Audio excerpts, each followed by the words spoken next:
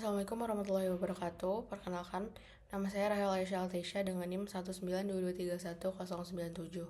Pada kesempatan kali ini, saya akan mempresentasikan hasil praktikum mata kuliah survei konsumsi pangan dengan topik analisis penggunaan Food Frequency Questionnaire atau FFQ. Selanjutnya, untuk pendahuluannya, kajian konsumsi pangan sangat penting karena bisa menilai pola makan dan status gizi masyarakat. Salah satu metode yang sering digunakan adalah FFQ. FFQ menanyakan frekuensi konsumsi makanan atau minuman dalam periode tertentu, bisa mingguan hingga tahunan. Metode ini lebih efisien dibandingkan recall harian, hemat biaya dan cocok digunakan pada populasi besar. Namun, FFQ juga memiliki kekurangan, yaitu bergantung pada ingatan responden dan sulit memperkirakan porsi makanan. Oleh karena itu, biasanya perlu validasi dan penyesuaian agar hasilnya lebih akurat. Adapun tujuan praktikum kali ini yaitu bertujuan untuk mengetahui pola konsumsi pangan kelompok dengan FFQ. Yang kedua, menganalisis variasi konsumsi individu dibandingkan rata-rata kelompok. Yang ketiga, mengidentifikasi makanan atau minuman yang paling sering dan paling jarang dikonsumsi. Berikutnya untuk data kelompok, yang pertama ada data responden kelompok 3, ada 16 anggota, di mana 2 diantaranya laki-laki. Dan untuk poin skor FFQ, ada tidak pernah 1-2 kali per bulan, ada 1-2 kali per minggu, 3-6 kali per minggu, 1 kali per hari, dan lebih dari 1 kali per hari. Dan nilainya yaitu 0, 5, 10, 15, 20, dan 25. Untuk hasil data dari FFQ kelompok sendiri, yaitu dengan nilai 3.890 dengan rata-rata per responden 243,1.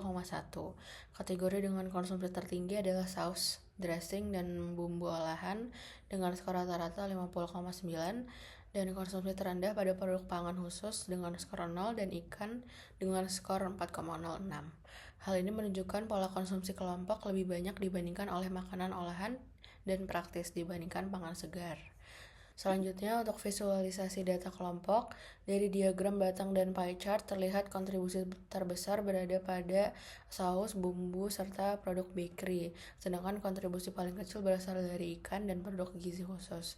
Kesimpulannya, untuk yang kelompok ini lebih sering memilih pangan instan atau praktis yang mudah diakses, sementara protein segar relatif jarang dikonsumsi.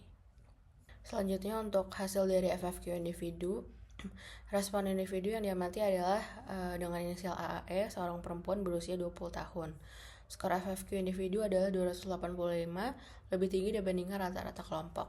Hal ini menunjukkan bahwa variasi konsumsi AAE lebih luas dibandingkan responden lain.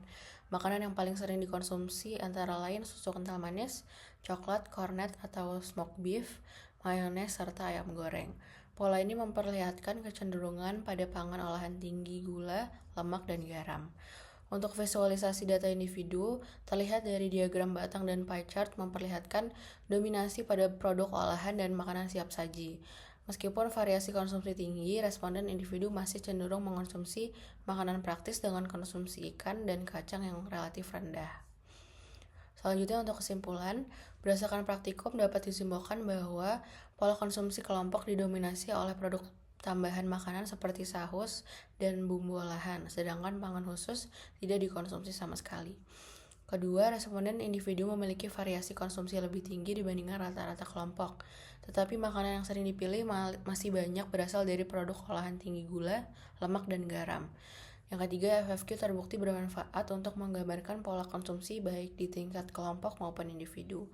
Untuk sarannya sendiri, untuk di tingkat individu disarankan mengurangi makanan olahan tinggi gula, lemak, dan garam, serta meningkatkan konsumsi pangan segar seperti buah, sayur, dan ikan.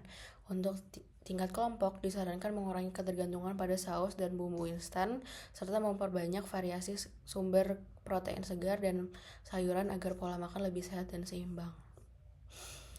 Sekian presentasi yang bisa saya sampaikan mengenai Food Frequency Questionnaire dalam penilaian konsumsi pangan. Terima kasih. Wassalamualaikum warahmatullahi wabarakatuh.